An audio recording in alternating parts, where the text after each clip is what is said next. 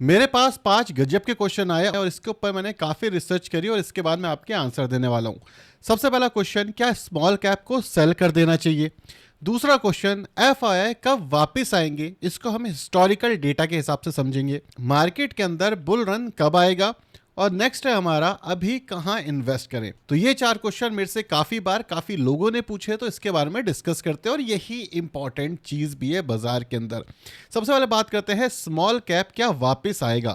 तो इसका आंसर हमें इतिहास के पन्नों में मिलेगा, इसलिए स्मॉल कैप 100 मैंने खोला हुआ है क्योंकि सबसे ज़्यादा डेटा हमारे पास इसी का है।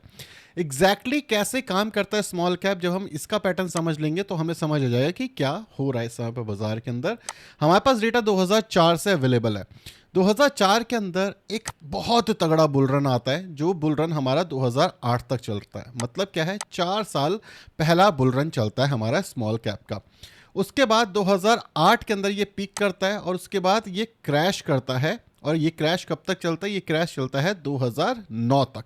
2009 तक कोई पैसा नहीं बनता, सिर्फ और सिर्फ लॉस होता है। इस बुल रन के अंदर जो कि 2004 से चला था, यहाँ पे इन्वेस्टर्स ने बनाए थे 700% के आसपास और क्रैश में उन्होंने खो दिया था 75%। मतलब 700 का 75% लॉस हो गया था उन्हें जिस समय पे बुल रन खत्म हुआ था। उसके बाद 1 साल के बाद क्या होता है, मार्केट में रिकवरी आती है और 200% की रिकवरी होती है 2009 से 2011 के बीच में। मतलब 2 साल में ये चीज होता है। लेकिन यहां पे एक क्वेश्चन ये है कि क्या जो 2008 के अंदर पीक बना था वहां तक पहुंचा था? बिल्कुल भी नहीं, ये उस पीक से काफी ज्यादा नीचे रहा था। उसके बाद क्या होता है, उसके बाद वापस से एक लंबा क्रैश आता है हमारे पास और इस क्रैश के अंदर ये जो स्मॉल कैप है ये फिर से क्रैश हो जाता है। ये क्रैश हमारा आता है अप्रोक्सीमेटली 2012 से 2013 के बीच में। मतलब 1 साल तक अभी तक हमने देखा कि 2 बार 1-1 साल तक क्रैश आया। पहले क्रैश में 75% उड़ गया, लॉस हो गया। दूसरे क्रैश में 50% लॉस हो गया। पहले साल का जो बुल रन था स्मॉल कैप का वो काफी बड़ा था, दूसरे साल का जो बुल रन था वो छोटा था, रिलेटिवली छोटा था। तीसरा जो हमारा बुल रन हमने उसके बाद विटनेस करा 2013 से लेकर के जो बुल रन चला 2018 तक। मतलब जो बुल साइकिल है वो बड़ी हो गई, 2004 से 8 तक 4 साल की थी।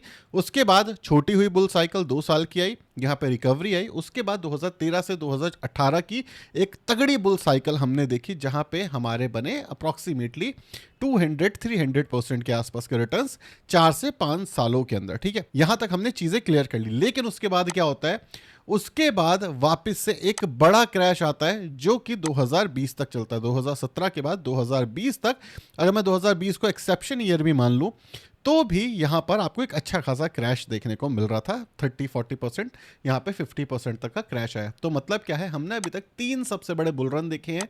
ये वाला, इसका एक बेयर फेस देखा है, फिर उसके बाद ये वाला बुल रन हमने देखा है, ये वाला हमने बेयर फेस देखा है। और जब बेयर फेस देखा था तो यहां पर भी हमारा 60% का क्रैश आ गया था।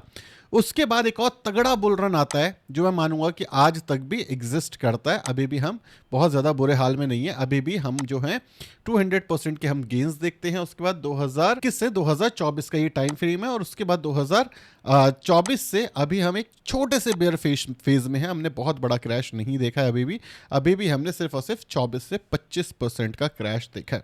तो इससे हमें क्या पता चला? सबसे पहली चीज़ पता चला कि जो बुल साइकिल है वो बड़ी हो गई है। दूसरी चीज़ हमें ये पता चली कि जो बेयर साइकिल है वो 2 से 3 साल की हमने देखी है लास्ट 25 सालों में।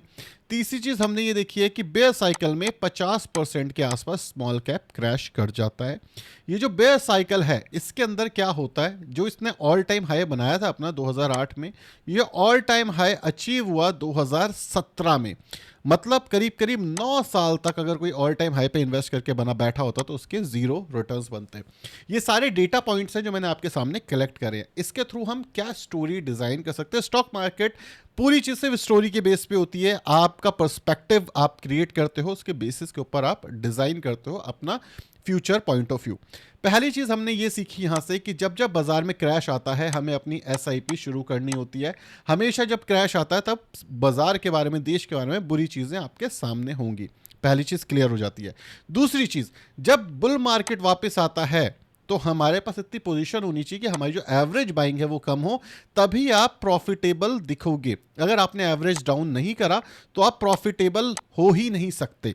क्यों नहीं हो सकते? जो ऑल टाइम हाई पे बैठा है उसने डाउन साइड एवरेज नहीं किया, उसका एवरेज बाइंग प्राइस हमेशा ज्यादा होगा, जिससे बाजार कितना भी ऊपर चला जाए, 9 साल लगे उसे एवरेज मतलब ऑल टाइम हाई पे जो खरीदा था उसको प्रॉफिटेबल होने में, और आज भी उसने कुछ खास रिटर्न्स नहीं बनाए होंगे, ऑलमोस्ट नेक टू नेक होगा, इन्फ्लेशन को भी बीट नहीं कर पाया होगा।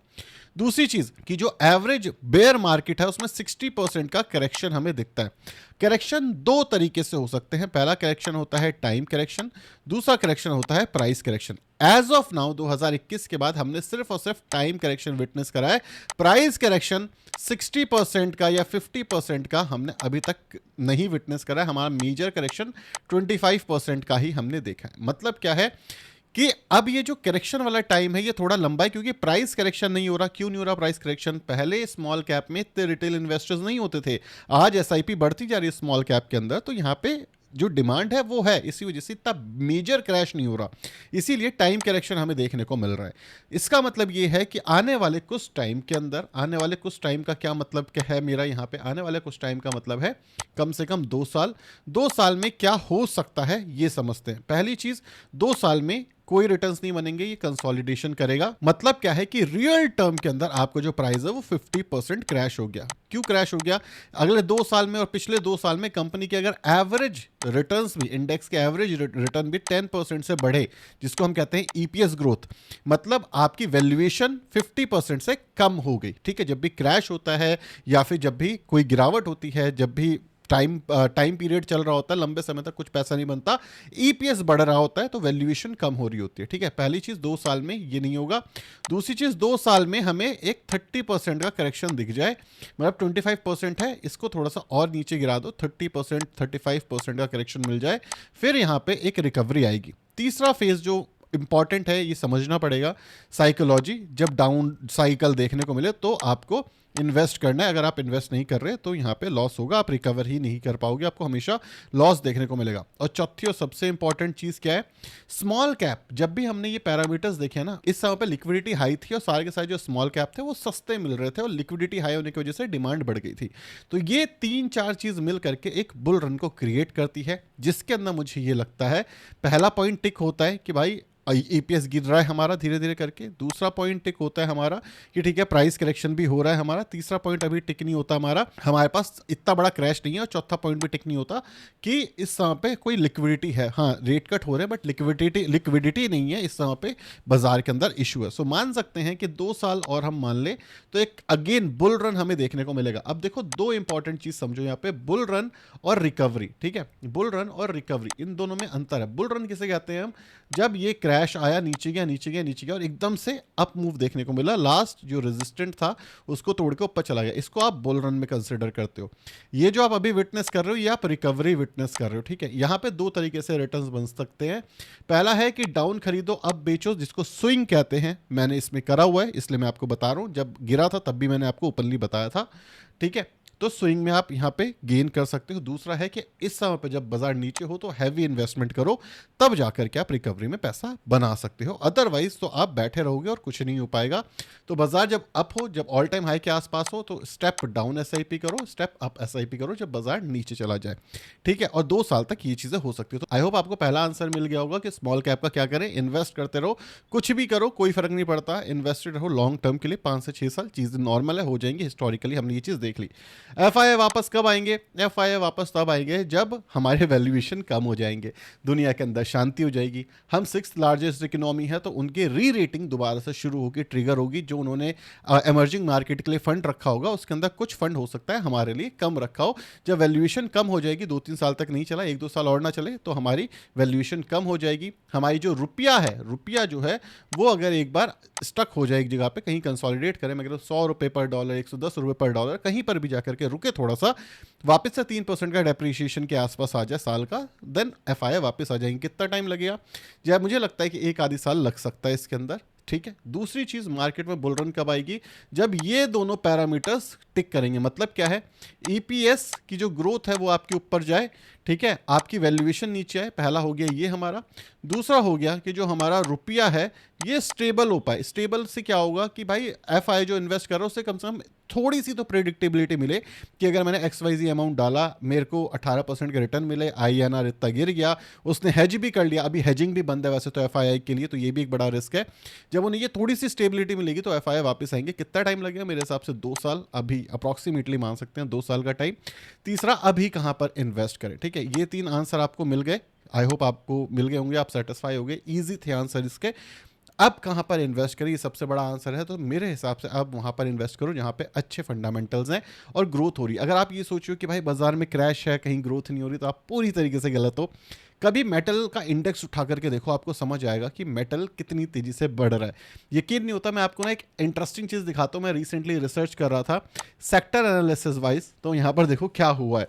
सेक्टर एनालिसिस वाइज देखोगे, सेक्टर, इंडस्ट्री और इंडस्ट्री, ठीक है, सेक्टर, इंडस्ट्री ग्रुप और इंडस्ट्री देखो, लास्ट 6 महीने के अंदर ये सारी इंडस्ट्रीज हैं जो कि मर गई हैं। लेकिन अगर आप जब इस पर क्लिक करोगे ना तो आपको दिखेगी पावर इंडस्ट्री तगड़े तरीके से ग्रो कर रही है, मेटल इंडस्ट्री तगड़े तरीके से ग्रो कर रही है, एफएमसीजी एक रेड लाइन के अंदर जा चुकी है। अगर आप ये वाला सेक्टर देखोगे अभी बढ़ना शुरू हुआ, यूटेंसिल्स वाला, यहां पर भी अच्छी ग्रोथ आ रही है। ठीक है, अब यहां पर कौन से स्टॉक्स हैं? अगर मैं स्टॉक्स की बात करूं, म्यूचुअल फंड तो इंडेक्स म्यूचुअल फंड इन सब के आते हैं, तो अगर आप चाहो तो देख सकते हो। दूसरी इंपॉर्टेंट चीज, अगर आप ये कहते हो कि नहीं यार मेरे को ऑटोमोबाइल सेक्टर अच्छा है, क्योंकि सारे ग्रीन सेक्टर आपको पसंद नहीं आ सकते, जैसे पावर पर्सनली मुझे कुछ खास पसंद नहीं है, मैं इंडस्ट्री ग्रुप सेलेक्ट करके मैं देखूंगा कि अच्छा अब इस वाले सेक्टर में कौन से स्टॉक्स अच्छे हैं, ऑटोमोबाइल वाले, मतलब ऑटोमोबाइल एंड ऑटो कंपोनेंट्स वाले सेक्टर में कौन से स्टॉक्स अच्छे लग रहे हैं क्वालिटी वाइज। ठीक है, फिर मैं यहाँ पर आऊँगा, मैं देखूंगा अच्छा ये वाला जो स्टॉक है ये अच्छा लग रहा है, SSG आपको यहाँ पर मिल जाएगा। ठीक है, इसके बाद आप क्या करोगे?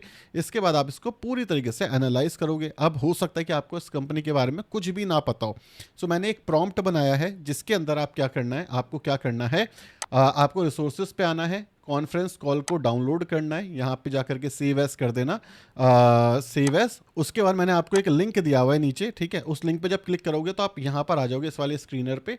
इसमें कुछ मत करना, आपको सिर्फ और सिर्फ ये प्रॉम्प्ट कॉपी करना है, ये पूरा का पूरा प्रॉम्प्ट यहाँ से उठा लेना और उसके बाद नीचे चले जाना और यहाँ पे सेलेक्ट करके कॉपी कर लेना।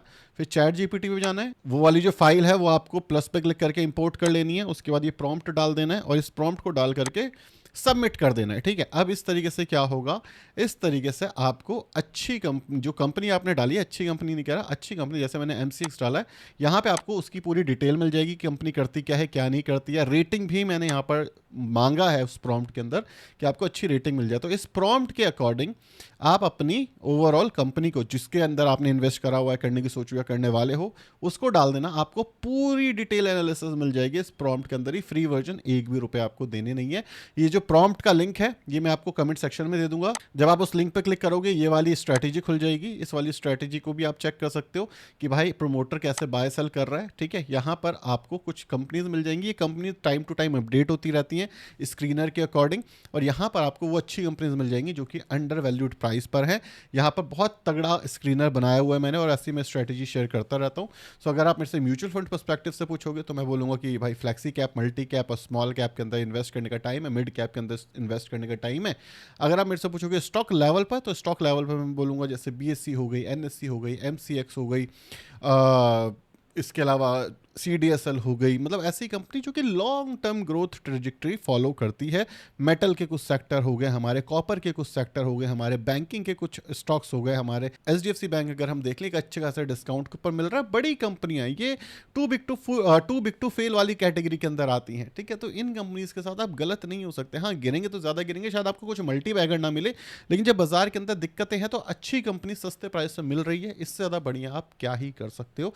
तो आई होप आपको ये चारों क्वेश्चन के आंसर मिल गए होंगे, स्टॉक्स कैसे एनालाइज करना ये सीख लिया होगा, स्मॉल कैप में क्या होगा, एफआईआई का क्या पर्सपेक्टिव है, ये सब आपको मिल गया होगा। मुझे लगता है एफआईआई को आने में 1-1.5 साल लगेगा, जब तक रुपया सेटल नहीं होगा तब तक एफआईआई वापस नहीं आएगा। और मेरे को ये भी लगता है हाँ, टैक्स सिस्टम थोड़ा सा हिला हुआ है हमारा, बट इट्स फाइन। ठीक है, इसको इसके अंदर जो चीज़ हमारे हाथ में नहीं है, जो चीज़ एफआईआई के हाथ में नहीं है, कोई फर्क नहीं पड़ता। अगर एफआईआई को लगेगा कि इंडिया में पैसा बन सकता है तो वो भाग करके आएगा, वो थोड़ा ज़्यादा टैक्स दे देगा, उसे कोई दिक्कत नहीं है। लेकिन उसको क्या दिक्कत लग रही है, मेरे हिसाब से, मेरा पर्सपेक्टिव है कि भाई रुपया भी गिर रहा है, टैक्स भी देना है ना, और एमर्जिंग मार्केट है तो रिस्क भी है, अभी चौथे पायदान से छठे पायदान पे है तो ग्रोथ भी थोड़ी सी स्लो हुई है। तो ये सारी चीज़ें एफआईआई देख रहा है। एफआईआई के लिए हम एक पोर्टफोलियो का हिस्सा है। इंडिया ओवरऑल पूरी दुनिया का सिर्फ 4% होल्ड करता है। तो एफआईआई अपनी इन्वेस्टिंग को अकॉर्डिंगली एडजस्ट कर रहा है। टाइम आने पर, वैल्यूएशन कम होने पर एफआईआई वापस आ जाएगा। डरने की दिक्कत नहीं है, ये टाइम एज ए इन्वेस्टर आपके लिए अच्छा है। इन्वेस्ट करते रहो, जैसे मैंने स्मॉल कैप में दिखाया, जब रिकवरी आएगी तो मैक्सिमम बेनिफिट उन्हें होगा जो ऐसे बुरे टाइम पे इन्वेस्ट कर रहे हैं। उनको बेनिफिट नहीं होगा जो कि अच्छे टाइम पे आ जाते हैं और बुरे टाइम पे भाग जाते हैं। आई होप आपको समझ आएगा। वीडियो पसंद आई, वीडियो को लाइक और चैनल को सब्सक्राइब कर देना। Bye bye.